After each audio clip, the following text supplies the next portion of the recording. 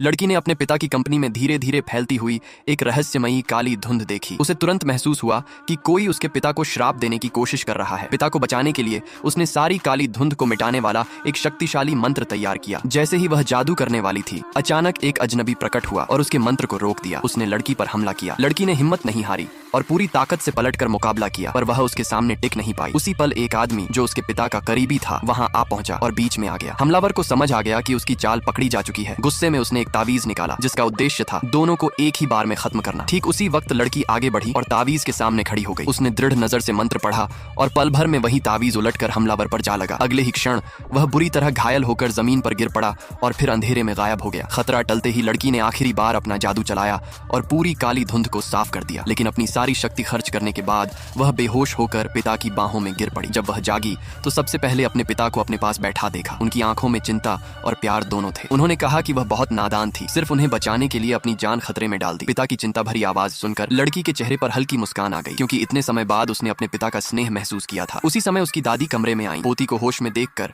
उनकी आंखों में राहत के आंसू आ गए, लेकिन फिर उन्होंने गुस्से में आदमी की ओर मुड़कर कहा कि उसकी वजह से उनकी पोती को चोट लगी। लड़की ने तुरंत अपने पिता का बचाव किया और कहा कि यह उनकी गलती नहीं थी। उसकी समझदारी और करुणा देखकर दादी का चेहरा पिघल गया। फिर उन्होंने बताया कि वे एक और खबर लेकर आई हैं। आगामी नीलामी में शायद ऐसा दुर्लभ वस्तु मिलने वाला है जो आदमी की टूटी हुई टांगों को फिर से ठीक कर सकती है। ये सुनते ही लड़की की आंखों में चमक आ गई। उसने मुस्कुराते हुए कहा कि वह भी साथ चलेगी।